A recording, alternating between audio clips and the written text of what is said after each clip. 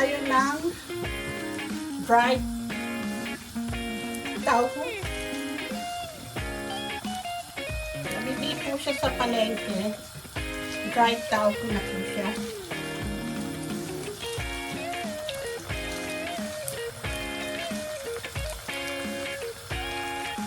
So, pipito po natin para medyo crunchy. Ayan, napito na po natin sila. Ito na po kasi yun. Ngayon, siyempre sa bahay, gusto niyo po medyo ito ulit siya para medyo crunchy po siya. So, hahanguin ko na po siya. Meron pa ako ritong shiitake dried mushroom. Binabad ko po siya sa lukewarm water para lumampot po siya. Yung iba pong malambot na, ngayon hihiwain ko po siya.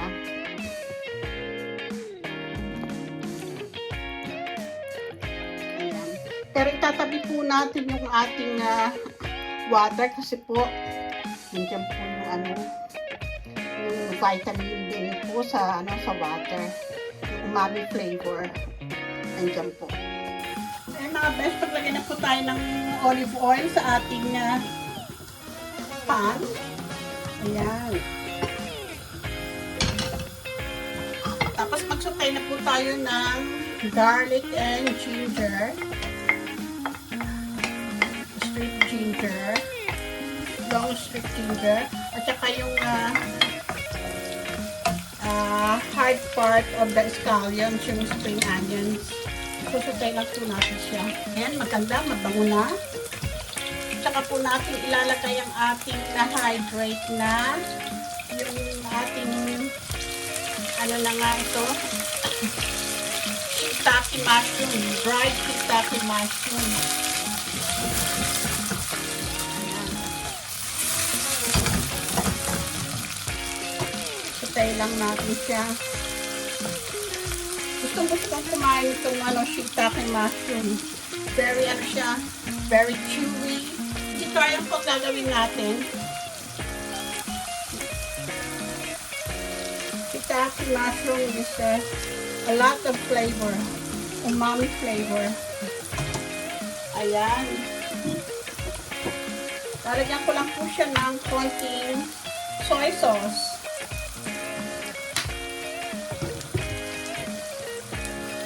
Na-off ko. Na-off ko yung flame.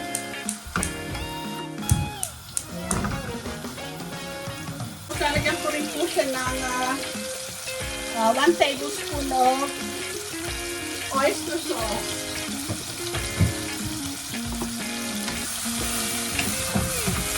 Oh, ang yummy niya.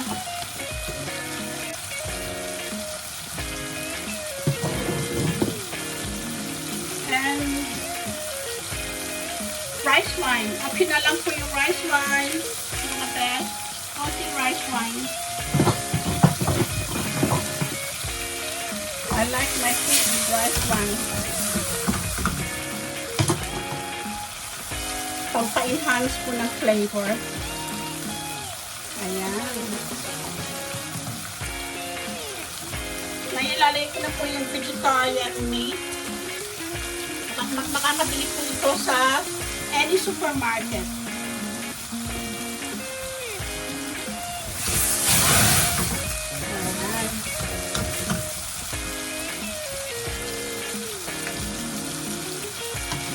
Yummy!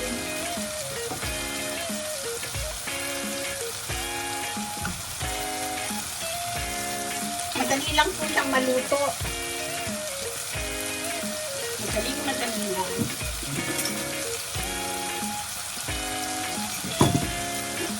Tapos talagyan ko rin po siya ng black soy sauce for the color. Let's say 1 tablespoon.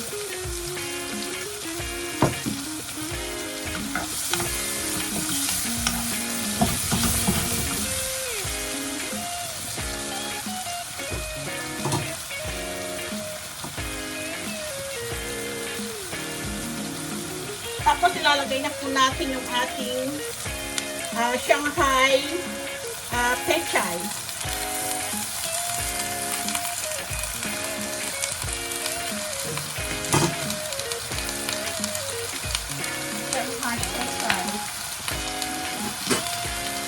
cover it. Ganyan.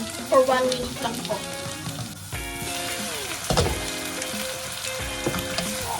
Ayan, tapos balik ka rin na. Ayan.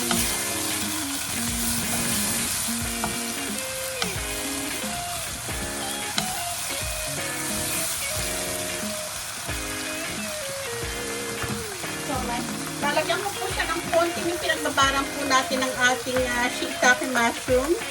Ayan. Konti lang.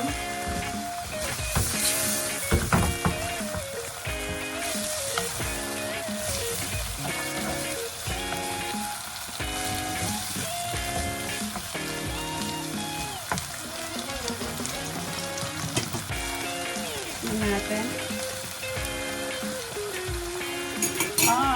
Yummy. Need ko pa po lagyan ng konti pang soy sauce para ang tabang.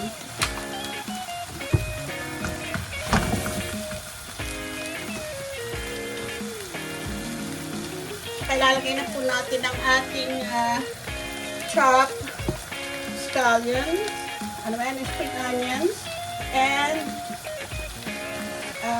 chili.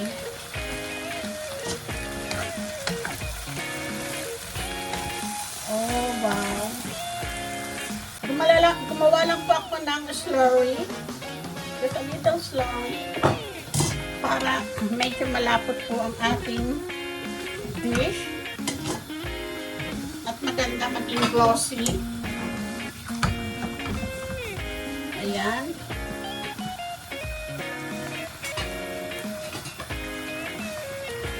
Tapos ilalagay ko na po ang ating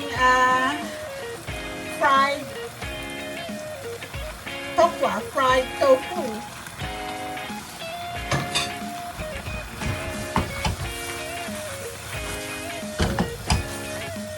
Ayan.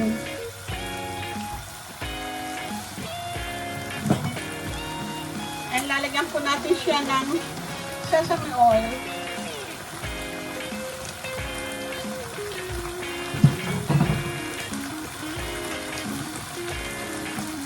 Bit of pepper.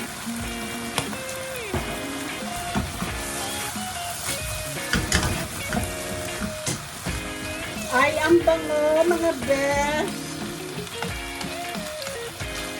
Super bango. So, ayan na po. Tapos na ang ating vegetarian dish. Ayan na mga besh, ang ating vegetarian dish. Tapos na siya. Ang ating fried crunchy tofu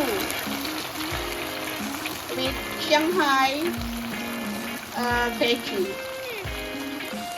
Hope you like it. Don't forget to subscribe.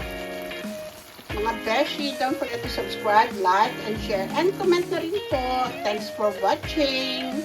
Enjoy my cooking. Thanks. Bye.